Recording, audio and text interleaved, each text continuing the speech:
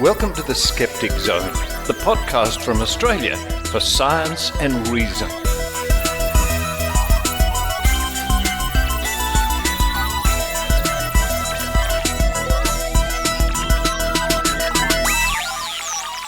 Yes, it's the Skeptic Zone podcast, episode number 675 for the 12th of September 2021. Richard Saunders coming to you from Sydney, Australia. And a quick mention of the recent yesterday here in Australia, or today in the United States with time zones. It's always a bit strange, of 9/11, of course, 20 years ago. And I will make a passing comment in that all the coverage I've seen on TV in the last few days, a few weeks really, and even today, there's been not one mention of the Trove A movement. And that's so good to see. These people have had their time in the sun, and as history moves on, they are being left behind, and a good place for them to be. What a sad period in history for many reasons, and especially for the victims of 9/11, but a sad period where the Trove A movement held such sway for such a long time. Well, certainly got media attention. But what's coming up on this week's episode of the Skeptic Zone? An interview with my old friend Brian Dunning from Skeptoid.com, the popular long-running skeptical podcast. Brian's going to be telling us about Bigfoot. Yes, Bigfoot has been spotted in Brian's own front yard, believe it or not. What's the truth behind this? We will find out. And also Brian updates us on his documentary Science Friction, which has been in production for some time, and people are wondering why it hasn't been released yet. We'll get the inside information from Brian himself coming up at the top of the show. Following that, it's the Australian Skeptics Newsletter, read very well, I must say. Read very well by Adrienne Hill in Canada. Sort of makes sense, doesn't it? An Australian Skeptics Newsletter read from Canada. It's the modern world, why not? And after that, we dive once more into that treasure trove at Trove, and we look for references to the word psychic and the word spoon. And I think this week we go further afield than Australian newspapers, but you'll be surprised at some of the returns we find when we search for psychic and spoon. Then to round off the show, it's the new hit single from the musician Nathan Eggins, The Sound a Duck Makes. And you can check out Nate's website at conspiracyofonesolo.com. But a very groovy way to end this week's episode. A big shout out to all those people having birthdays this week. Happy birthday to you. Look in your post box, you never know. Somebody might have sent you a card. And stay tuned at the end of the show for more announcements from me. But now it's time for me to run downstairs. And today I think I'll just have a nice cup of tea. Why not? While I'm doing that, I hope you enjoy the Skeptic Zone.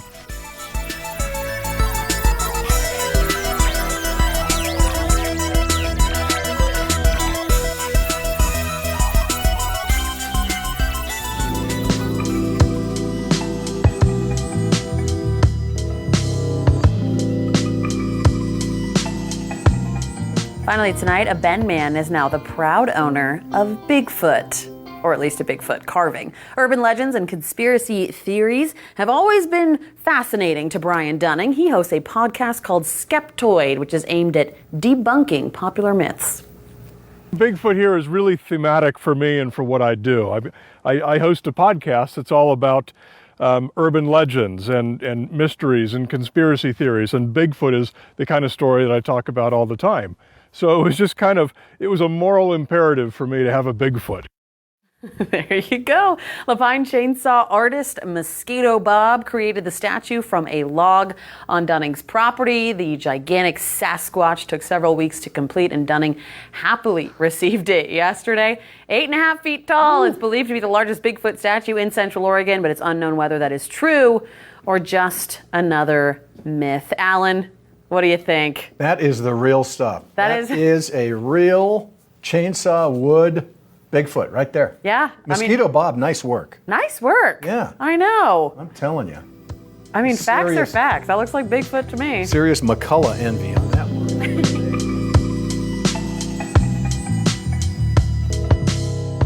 And joining me now on the line, all the way from Bend, Oregon, the only man I know with a Bigfoot in his yard. And is it real or not? We'll find out. It's Brian Dunning. Hello, Brian. Hello, Richard. How are you, sir? I'm doing very well. I'm like the rest of this state. We're in lockdown, and Sydney in particular is not doing too well over the last month or so with the coronavirus. We hope there are better days ahead, and I certainly look forward to the promises being made that double-vaxxed people will be able to travel internationally, and my first port of call would probably be Bend, Oregon, to see your Bigfoot. What the hell, Brian? What inspired you to put a giant Bigfoot in your yard? So we had a big tree. I live on. I can't convert to hectares. Sorry, but we live on about 9 acres. Okay. In Bend, Oregon, and we had a big tree near our entrance that had the beetle infestation, and the tree died. It was a big Douglas fir. So we had the tree cut down because there's nothing else you can do with it. And I had them leave about 10 feet of the trunk. And because I wanted to, chainsaw art. I live in the Pacific Northwest. That's kind of the thing. And so I've got this perfect thing right there at the entrance. And so my plan was to, what else? Have it carved into a Bigfoot. But the problem was this tree was probably not wide enough. It wasn't thick enough to make a good Bigfoot. And so I found a chainsaw artist, and he was trying to talk me out of it. He was trying to say, look, if you make a Bigfoot where out of an existing stump that's like attached to the ground with its roots and everything, there's too many variables. It's probably rotten down the center of the core, for one thing. You can't move it, for another thing. If it's got imperfections or a weird limb or an eye or something in the wood, you can't rotate it around to make the front piece the better side. So he was trying to say, look, if you want a Bigfoot, then let's go to this sawmill, buy a much bigger log that's, going to give the Bigfoot the real size that he should have and make it out of that. Yeah. And so what started from this little whim of an idea that was kind of a necessity because I had this stump and had to do something with it, kind of turned into this big major art project that took like months to do.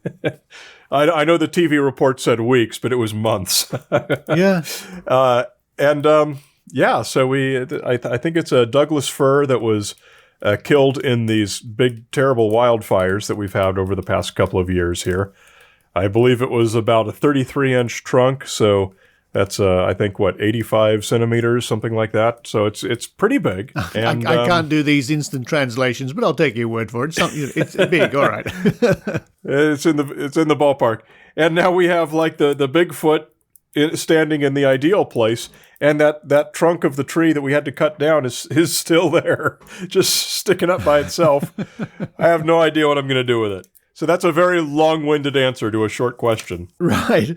In a way, I mean, you've made a dream of every kid from the 1970s like us. You and I are kids from the 1970s who grew up with tales of Bigfoots and monsters and things like that. It's impressive. It really is impressive. It's just amazing. You must be the only guy in Bend with a Bigfoot in the yard. Well, they sell it. This is the Pacific Northwest, and so they sell them. Every garden store has this one particular kind of pre-molded Bigfoot that I'm not even sure what it's made of. But this one's proper chainsaw art from a proper Pacific Northwest pine tree. So I think it's better.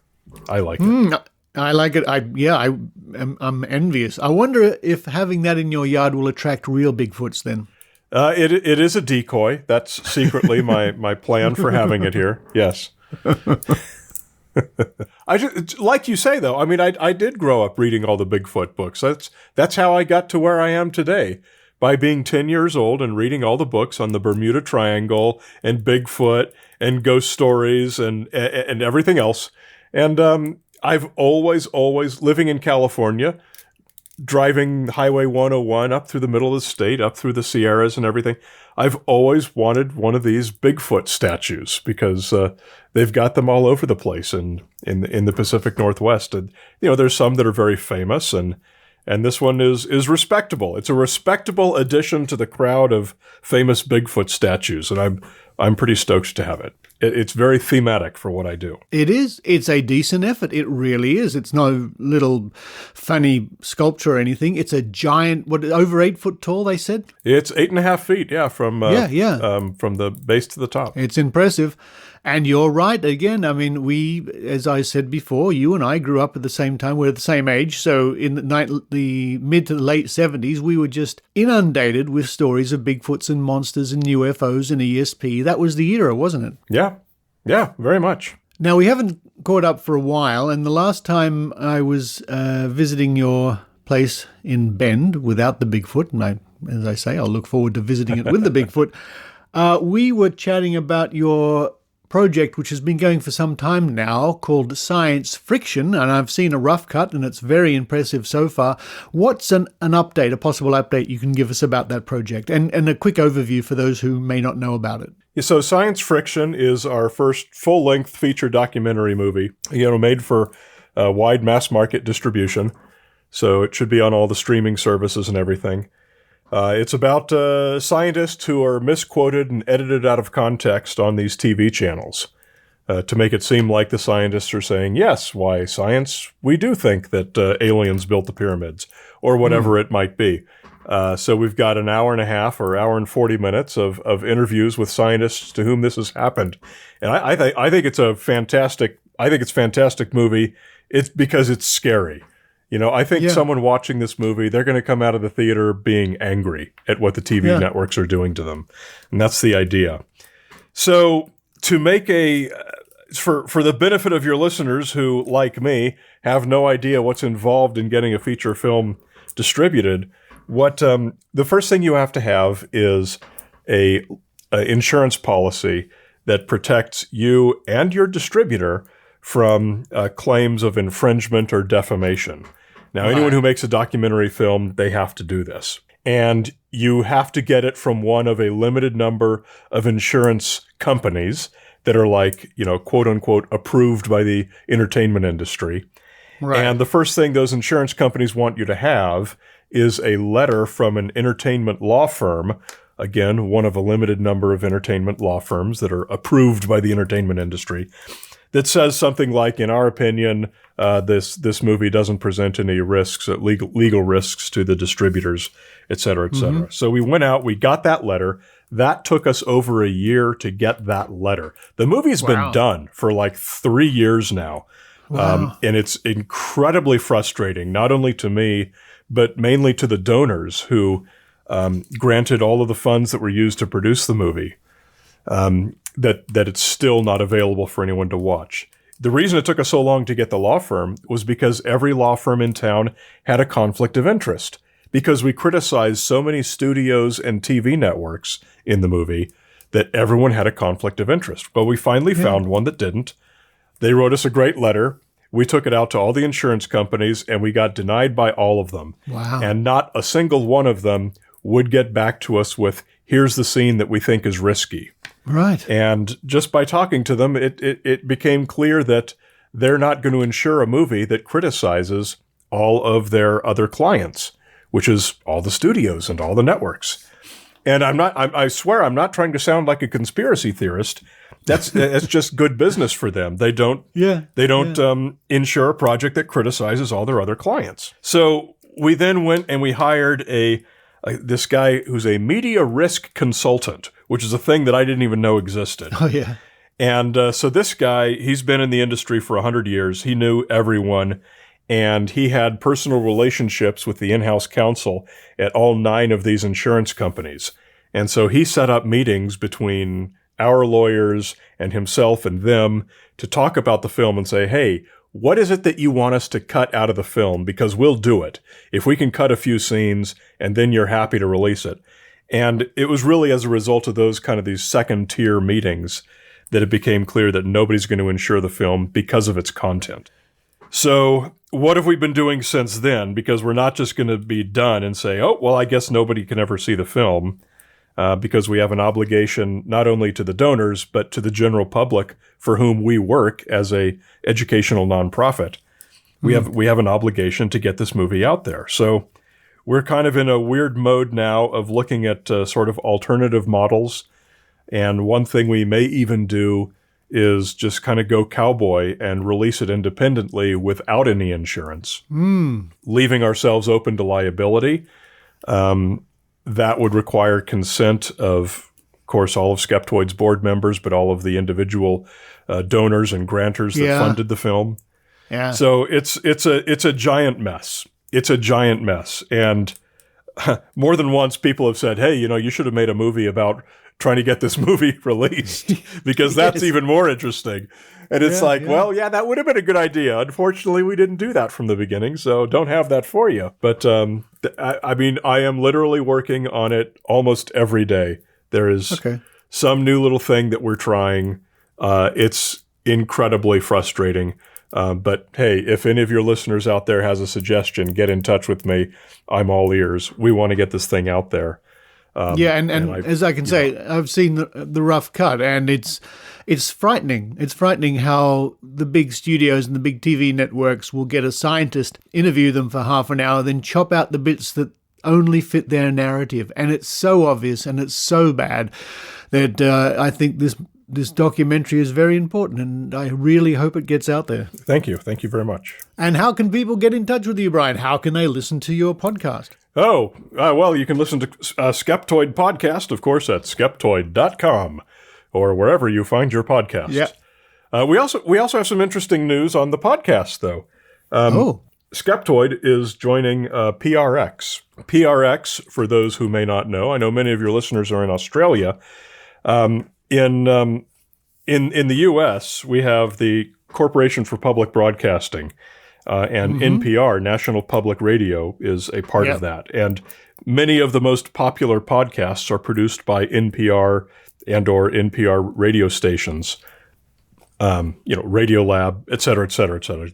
It's a long list. And all of those are produced by radio stations. Most of them are. Some of them are not. Some of them are part of NPR, but they're not actually produced by a radio station. And those are all distributed by PRX, Public Radio Exchange.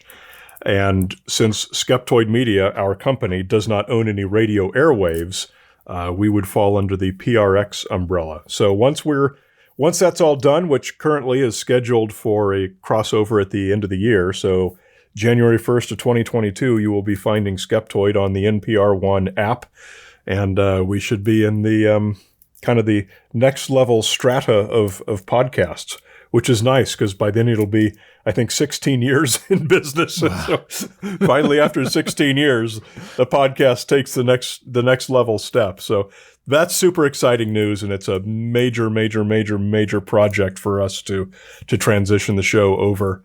We've got new hires for the rest of this year. It's kind of a big deal. So, but it's exciting.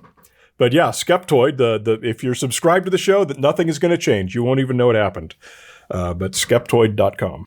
Now, I've said this many times, I've written about it, that when I'm asked by the media to comment on something, or I'm researching something, one of my first ports of call would be the Skeptoid archives.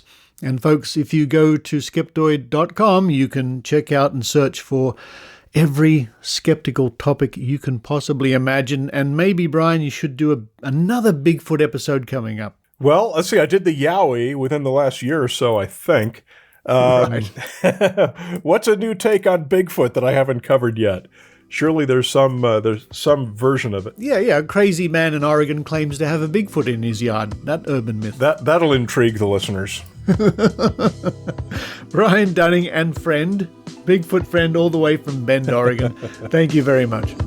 Thank you.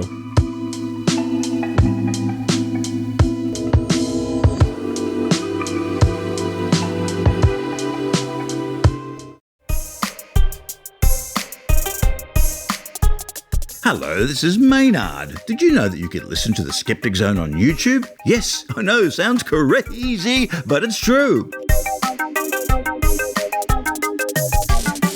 Also, you can hear 40 logical fallacies with Michelle Bickersma and funny sketches with Richard Saunders and a host of other skeptics. Just click on the YouTube links on the homepage at skepticzone.tv.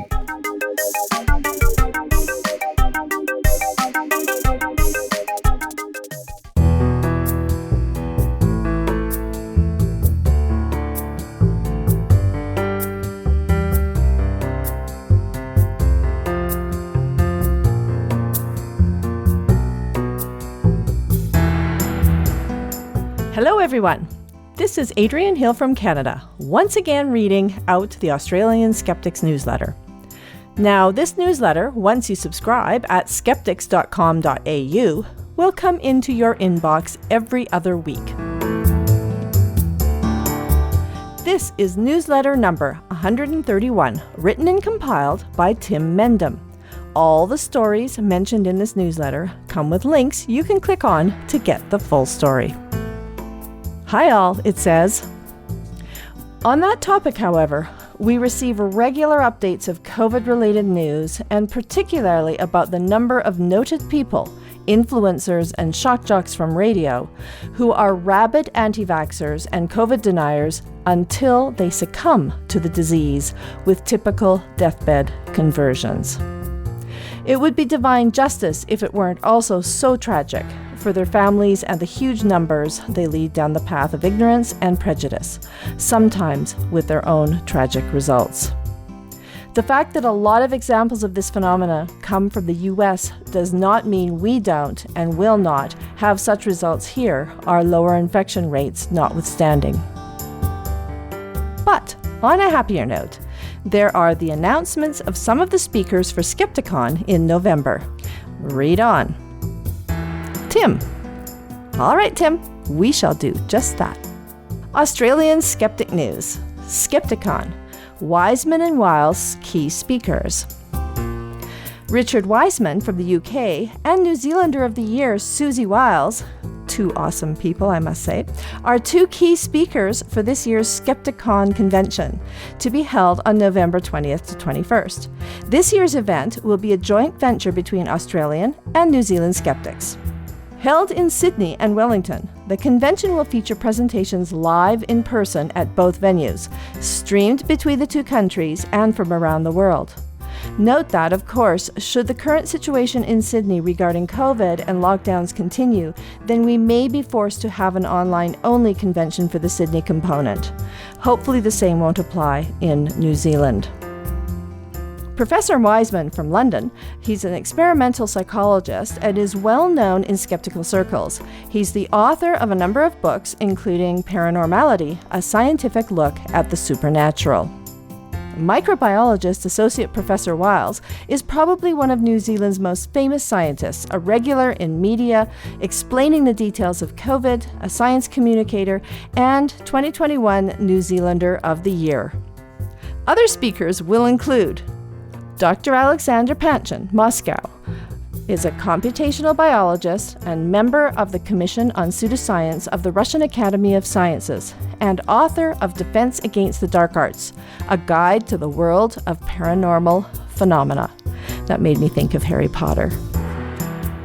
Annie McCubbin from Sydney is an actor, writer, director, corporate communication consultant, and coach, and author of the 2021 book, Why Smart Women Make Bad Decisions, and How Critical Thinking Can Protect Them. Sounds like an excellent topic. Paul Willis from Sydney is the adjunct associate professor in paleontology at Flinders University and one of Australia's best-known science communicators. Details of these amazing speakers and ticket prices will be available soon, but in the meantime, please register your interest at skepticon.org.au so you can receive the latest information. Yay, the Bent Spoon nominations! Nominations are now open for the Australian Skeptics Bent Spoon Award, one of the least sought-after credits in the skeptical world, or any world for that matter. COVID, quote, end quote, actors claim debunked. ABC TV's Media Watch segment on anti-vaxxers claims that patients in a hospital video are, quote, crisis actors, end quote. It might surprise you to know that the anti-vaxxers didn't do their research properly, jumped to conclusions, and then harassed the hospital, of all things. Media Watch did do its research and debunked the claims. Vaccines, compulsory or conditional? A lengthy but worthwhile piece by Simon Longstaff, the executive director of the Ethics Center, on, quote, one of the most significant ethical issues to confront the community in the current phase of the COVID-19 pandemic, end quote. Note that this article appeared mid-August, before some organizations announced they were making COVID vaccination compulsory. Study: religious belief predicts reduced psychopathy but increased sadism. New research, published in the Journal of Humanistic Psychology, sheds light on how different types of personalities are related to different types of supernatural beliefs. In the study, 199 adults completed online assessments of narcissism, Machiavellianism, psychopathy, sadism, belief in supernatural phenomenon, and belief in science. Those with higher levels of religious beliefs tended to have lower levels of psychopathy, but higher levels of sadism. Those who believed in psychokinesis tended to have lower levels of Machiavellianism, and those who believed in paranormal perceptions, such as precognition and haunting, tended to have higher levels of psychopathy. Why do people really seek out psychics? Journalist Gary Nunn looks into the psychic industry and finds some benefits.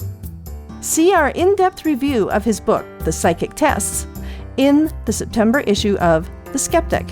Even Richard Saunders gets a mention. Documentary: Medical Evidence for Supernatural Miracles.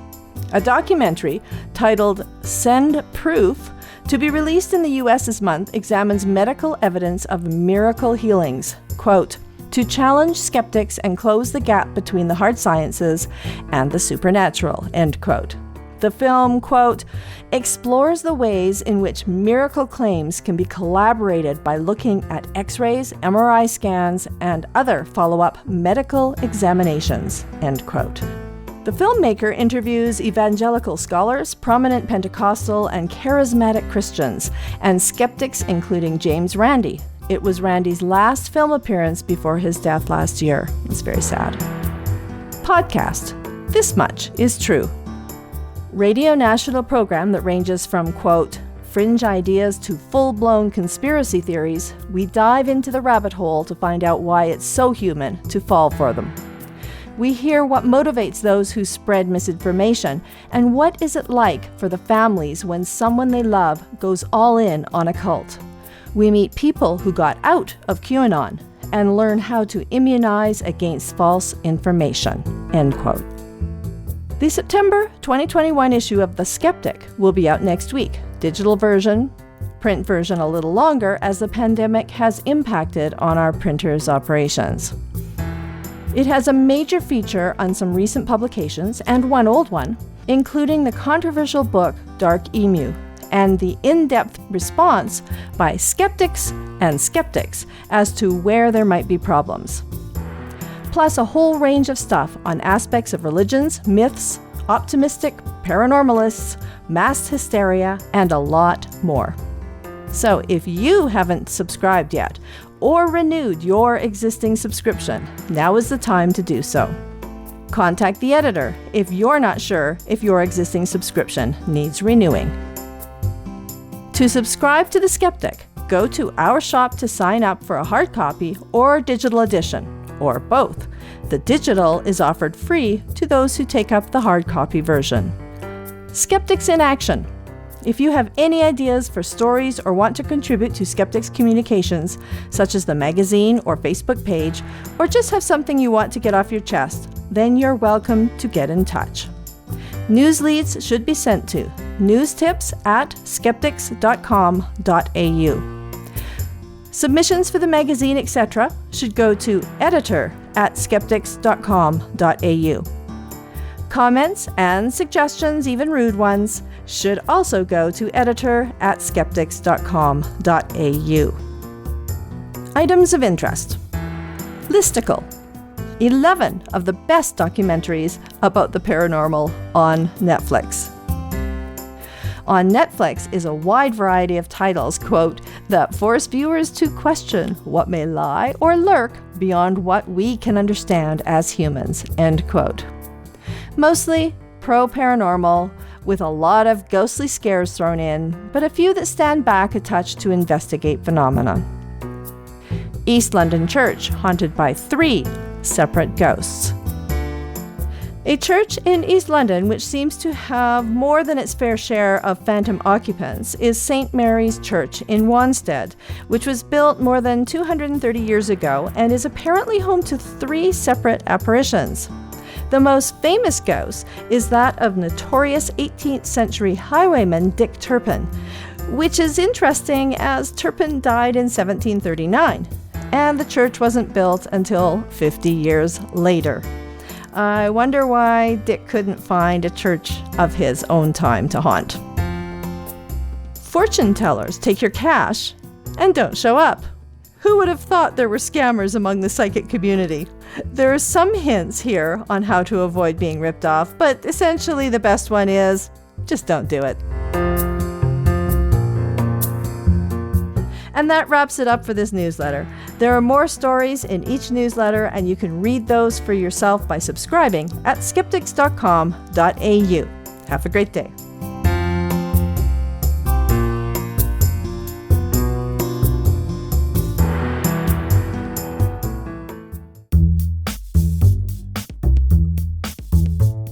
Hi, this is Susan Gerbeck from GSOW. That's Guerrilla Skepticism on Wikipedia. I want to thank everyone who, via the Skeptic Zone podcast, has contacted me to become an editor on Wikipedia. Together, we have worked on or created over 1,200 Wikipedia pages. Countless thousands of people all over the world access those pages each day. In fact, we're over 52 million page views. Like many listeners, I also give back to the Skeptic Zone via monthly micropayments, and I want to encourage you to do the same. Is the information and entertainment you get each week from the show worth $5 or $10 a month? I sure think it is. Follow the link at skepticzone.tv and show your practical support. Thank you.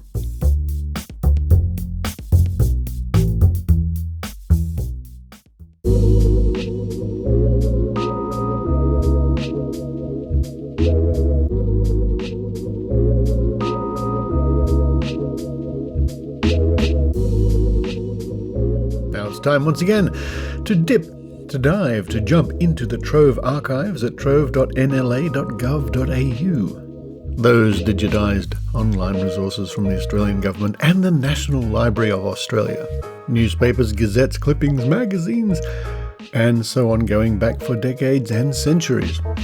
And this week, keeping up with our paranormal or broadly supernatural theme, I thought we'd look at psychics or the paranormal and spoons. Spoons, yes, well, primarily because of spoon bending, that craze of the 1970s that convinced a lot of people there were such things as psychic powers. But as I always find when I'm looking in the Trove archives, the results coming back can be very different. But this week, to be a little different, I thought we would raid the American archives. Let's see what Uncle Sam has been digitizing and archiving. And our first search return brings us to the Big Spring Herald from Texas in 1987 on the 8th of October. Psychic occurrence, hard for scientists to explain. Edinburgh, Scotland, Associated Press. Scientists who investigate such mysteries as psychic spoon bending, there you are, spoons, mind reading, and things that go bump in the night, wound up at an international conference Saturday saying there's something out there, but they aren't sure what. There is now enough information from research to suggest some odd things do happen, but there's no cohesive theory as to why and how they happen, said American professor Robert L. Morris of Edinburgh University. Morris, 45, Britain's first professor of parapsychology, said in an interview that his science deals with curious things that aren't explained, We don't know what the outcome of many investigations will be, and if it turns out that psychic phenomena are merely the application of known physics and biology and can be explained in ordinary terms, well, that's fine, he said. Morris, formerly of Syracuse University, New York, joined 140 other scientists in the field to discuss their work in Edinburgh at a 5-day 30th annual conference of the Parapsychological Association. A note of caution about believing fantastic stories was sounded by Dr. John Beloff, a retired Edinburgh University psychologist who organized the meeting with Morris. I consider that excessive credulity does far more harm than excessive incredulity, said Beloff. In his address on the credibility of psychic claims, Beloff said there were fewer cases around of alleged psychic activity than there used to be. He said that Uri Geller, who gained fame with his claimed ability to bend spoons by thought alone, has taken a terrible battering, and the mini-Gellers have become even scarcer. But from time to time there were amazing claims. Beloff said, Our ancestors called them miracles or witchcraft, but modern researchers should adopt a neutral term such as extreme phenomena. He said, If such extreme phenomena exist, it is intellectually dishonest as well as cowardly to discount them, Beloff said. Morris said investigators of the paranormal have a handy short name for the apparently inexplicable. They call it psi, which rhymes with sigh. Psi, which is spelt P-S-I, extraordinary perception, or ESP, which is knowing things you couldn't have known by usual means, like sensing the death of a relative at the moment of death, or dreaming of a plane crash that happens the next day. I know of an Edinburgh woman who left her work suddenly because she felt something was wrong at home, and on arriving there she found one of her children had been sent home from school ill.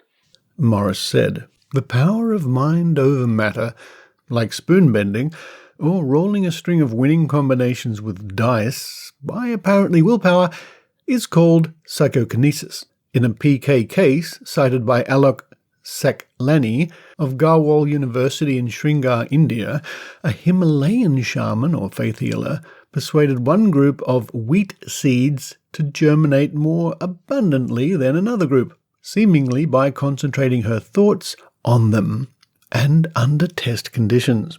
Robert Cornell, a retired physicist at Pittsburgh University and the association's first president, told the Associated Press, We don't have any idea what we're doing.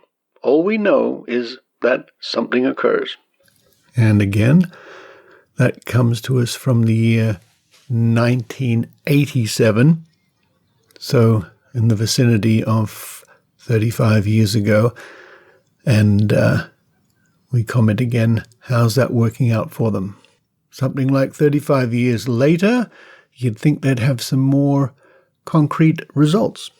And now from more or less the same time period in 1985, the 24th of July, from the Herkimer Evening Telegram, Herkimer, New York.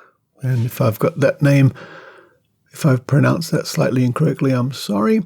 And a very different angle here. Soviets winning the mind race. And this column seems to be called The Washington Merry-Go-Round by Jack Anderson and Dale Van Atter. There are new developments on the psychic warfare front. The Soviets are outspending us by at least 70-1 in occult research. Most responsible scientists take a dim view of such self-proclaimed parapsychological practitioners as mind readers, voodoo pin stickers, and psychic spoon benders. We've reported in the past on such obvious, ludicrous concepts as the, quote, anti-missile time warp machine, end quote. The Pentagon once considered developing this contraption to blast incoming missiles back into a prehistoric era, where they would theoretically harm only a few dinosaurs or Cro-Magnons. For years, the Pentagon psychic warriors were allowed to pursue any nutty will-o'-the-wisp that flew by, with annual budgets reportedly as high as $6 million. No weapons were ever developed, of course, and now the budget has dwindled to less than $1 million for exploration of potential capabilities of the human mind. Meanwhile, the Kremlin has been working overtime to open a military psycho gap, the latest top-secret CIA review of Soviet efforts in parapsychology estimate that it would take a budget of anywhere from $500 million to $1 billion for the United States to play catch-up. Operating at much lower labor costs, the Soviets are probably spending $70 million to $80 million a year, but possibly as much as $350 million. The delightful irony of the Soviets' parapsychology extravagance is that it began as a response to the perceived threat of U.S. progress in the art. Several years ago, the French reported that U.S. psychics had communicated with the nuclear submarine Nautilus via mental telepathy. This gave Soviet scientists the ammunition they needed to lobby for research funds, even though the reports were later exposed as a hoax. Western scientists may chuckle. The Soviets take their psychic warfare experiments seriously. In 1977, a Los Angeles Times reporter in Moscow was arrested by the KGB and charged with obtaining a secret state document that revealed the existence of parapsychological research at several laboratories in the Soviet Union. The CIA currently estimates that research is being conducted in at least 24 labs in 10 Soviet cities, 14 in Moscow alone. The experiments range from dowsing for minerals and oil to testing remote psychological monitors that are supposed to measure the heartbeat and breathing rate of persons thousands of miles away. From there, according to intelligence reports, Soviet scientists hope to be able to affect the heartbeat and respiration of faraway victims, much in the manner of Haitian witch doctors. The Soviets have even claimed, secretly, that several experiments were successful, with targets nearly suffering heart attacks or suffocation. In 1977, a Soviet émigré, August Stern, told U.S. intelligence agents of his work on, quote, psychic energy, end quote, in a laboratory at Science City in Novosibirsk, Siberia. He said 60 scientists in Special Department No. 8 of the Institute of Automation and Electrometry had, quote, unlimited funds, end quote, for such experiments as trying to hypnotize people from a distance and giving kittens electric shocks to see if their mothers showed any reaction 3 floors away. Oh dear. The lab was transferred to a KGB facility in Moscow in 1969, he said. How serious does U.S. intelligence take all this? In 1972, the Defense Intelligence Agency said the Soviets might one day be able to learn the contents of secret U.S. documents by psychic techniques, make U.S. weapons malfunction by negative thinking, and even brainwash or disable American leaders by willpower. A 1978 CIA study, which cost $100,000, was more cautious, but it still warned that the Soviets may have tested and developed second or third generation psychic weapons. So the psycho gap widens. Can we shrink it? So that was the Washington merry-go-round, and what a merry-go-round it was. Let me see, 1985. Well, let's hope those Soviets haven't developed their psychic warfare any further in all the years since. Our next entry comes from 1987. What was it about the 80s? Syracuse Herald Journal from New York, and published on the 20th of May. Psychic spoonbender credits vegetarian diet. London. A psychic who claims to bend spoons just by thinking, bend spoon, says giving up meat dramatically boosted his cutlery warping abilities. Uri Geller told Woman's World magazine it took him 5 minutes to bend a spoon 10 years ago. But after he stopped eating animal products, spoon bending became just 1 minute's work. He was quoted as saying in the latest edition of the weekly magazine published today, on a good day, he can perform the feat in, quote, just seconds, end quote. He was quoted as saying, I believe that everyone should take care of themselves because if you look after your body physically, you not only cut down on the risk of disease, but you'll be taking care of your mind as well. He was quoted as saying, the Associated Press. Now let's step back in time a decade to 1976, the 24th of July, which was a Saturday. Las Vegas Sun. Big shout out to Celestia Ward in Las Vegas. Unusual movie. Supernatural studied.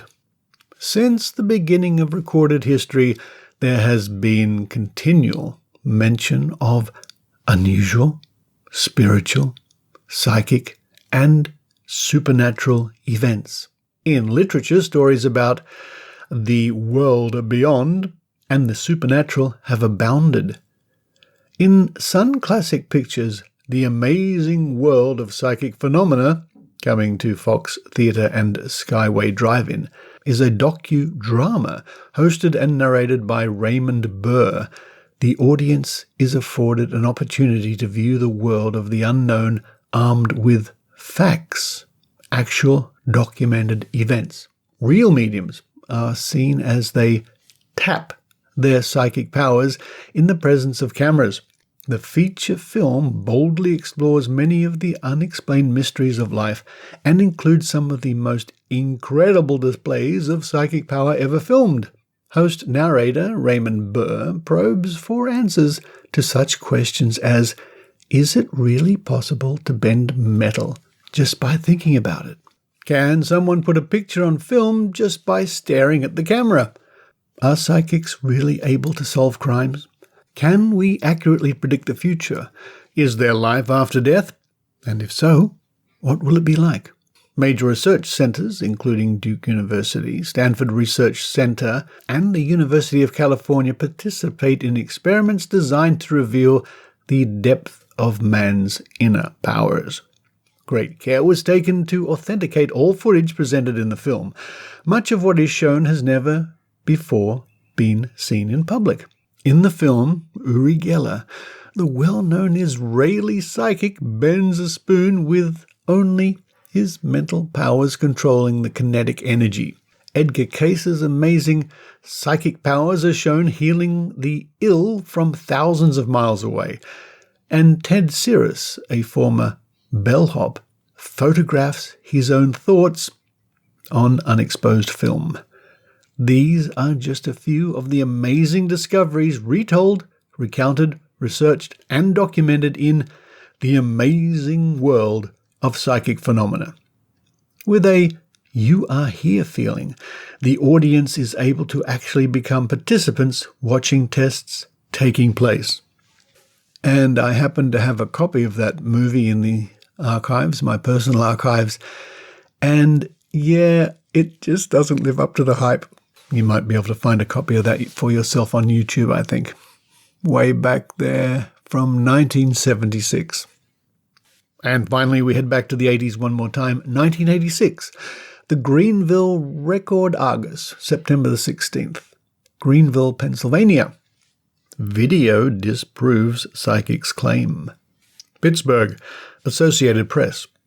A psychic who admitted using illusion to bend spoons still insists he can tell the future and predicted a major earthquake will rock California in 2 years. Jason Michaels, who claims to have been a psychic for 15 years, said the earthquake will hit on May 14th, 1988. And after I read this, I'll have a quick look to see what happened. The prediction came after scholars showed a videotape Monday to discredit Michael's claims about bending spoons. I admit at certain times I use trickery in the lab, but not all the time. Michaels said. They're trying to take a spoon-bending trick and saying the sky's a fake. They're ignoring the psychic ability to see the future. Michaels, 32, of Grove City, PA, appeared at a news conference with Richard Bush and other members of the Paranormal Investigating Committee of Pittsburgh. We see no evidence of any psychic ability. He used trickery and deception, said Bush, a mentalist and magician. You are not a real psychic. You do not have paranormal, occult, or supernatural powers.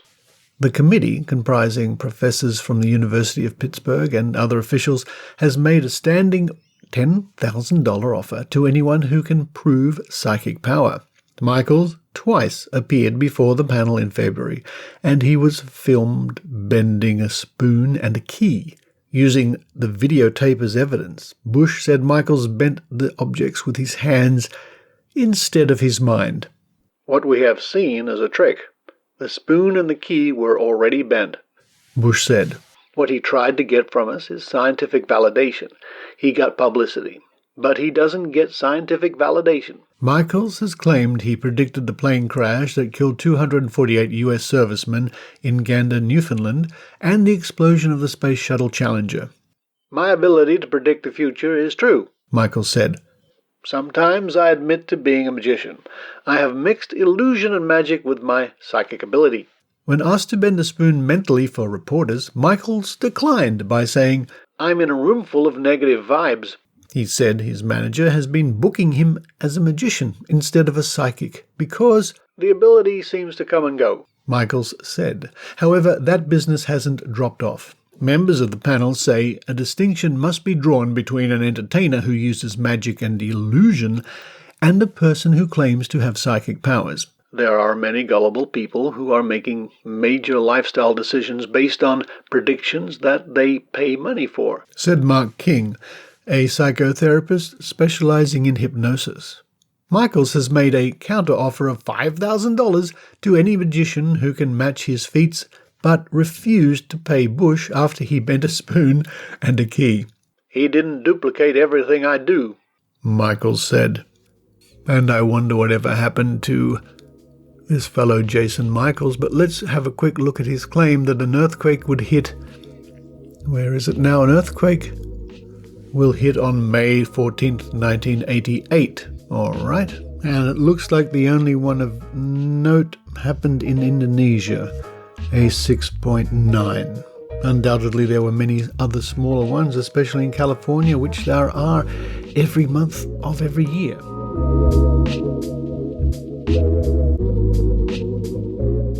And there we are, some results coming from American newspapers this time when we look up the word psychic or paranormal and the word spoon. And as you can see, you get a very mixed returns, very mixed results. But spoon bending is a lot of fun. I've been doing it now for over 20 years. And it's always fun to catch out people and amaze them and bemuse them and bewilder them. As with any good magic trick, I guess. And it's interesting when I do spoon bending for school children's, when I do the live mystery investigator show, because the kids have no idea what spoon bending is. They've never seen it or heard it. And more their teachers also are clueless as to what spoon bending is. Yes, Uri Geller, you've really made a huge impact on the world. But I really can't knock spoon bending. It's a great trick. And one of the happiest memories of my life is the time that I spent half an hour or so with James Randi between talks at a conference, and we both sat down and swapped spoon-bending stories. And you too can find many unforgettable things if you go to the archives of digitised newspapers, no matter where you are from around the world.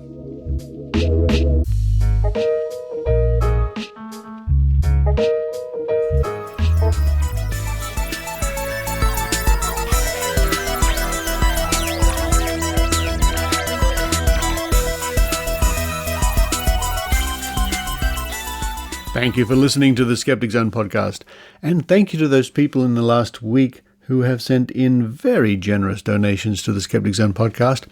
That really helps keep the show going, and I will be sending you a thank you as soon as I can. And if you want to contribute to the Skeptic Zone via donations, which help a lot, or via weekly, or should I say monthly, subscriptions. I think it works both ways. Just head to skepticzone.tv and click the Patreon or PayPal link.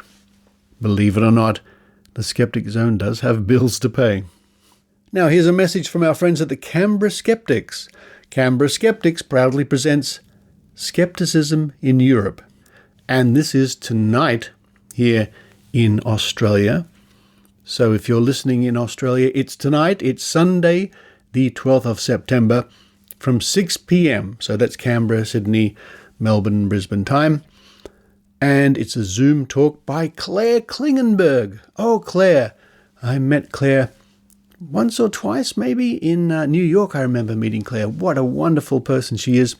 With much of the skeptical movement coming from the English-speaking world, it is very easy to forget that there are many incredibly passionate skeptics and skeptical groups throughout the world who are making invaluable contributions to the movement. In this presentation, Claire Klingenberg, President of the European Council of Skeptical Organizations, will be talking about skepticism in Europe, including what skeptical groups have been doing and what notable successes and failures have been. To check out that talk, to find out how you can join in, just head for canberraskeptics.org. And now it's time to hear from Nathan Eggins, who will present his new hit song, The Sound a Duck Makes. And until next week, this is Richard Saunders signing off from Sydney, Australia. Greetings! This is Nathan Eggins, aka Conspiracy of One, and I have a brand new song to share with you all. The Sound a Duck Makes is a funky bluesy number taking aim at wellness warriors and those who present themselves as medical professionals when they aren't, and features the voices of a few familiar skeptics. Find more of my music and tell me what you think of the new song by visiting conspiracyofonesolo.com. But enough from me. Take it away, me.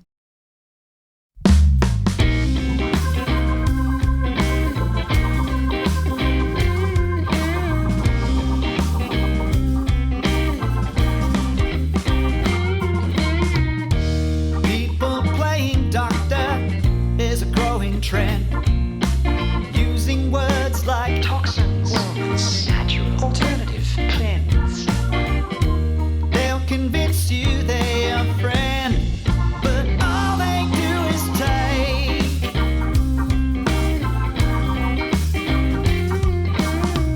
Caution is the box we put unproven treatments in. When tested, proved to work, we call it medicine. But this simple doctorate is not the way they operate.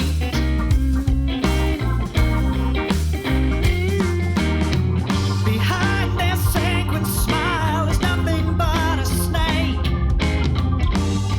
We have a word for them. What sound does a duck make?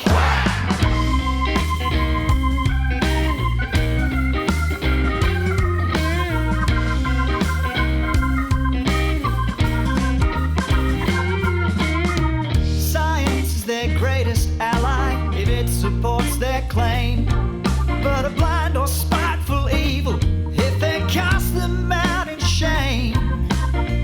And of course they're never the one to blame. It's a conspiracy of the state. In white coats and stethoscopes they camouflage themselves to hunt the vulnerable and gullible gazelle, to strip them of their wealth and to try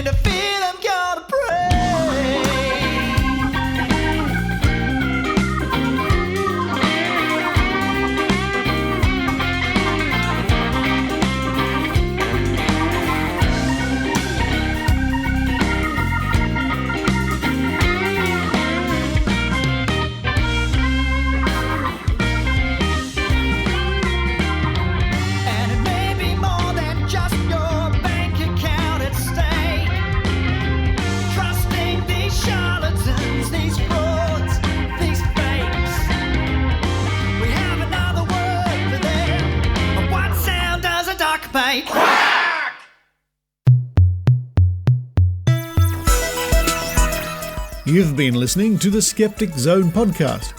Please visit our website at www.skepticzone.tv for show notes, contacts, and to access the back catalogue of episodes going back to 2008. You can follow the Skeptic Zone podcast on Twitter at Skeptic Zone, visit our Facebook page, or leave a review on iTunes. You can also support the Skeptic Zone via Patreon or PayPal. The Skeptic Zone podcast is an independent production. The views and opinions expressed on the Skeptic Zone are not necessarily those of Australian skeptics or any other skeptical organisation.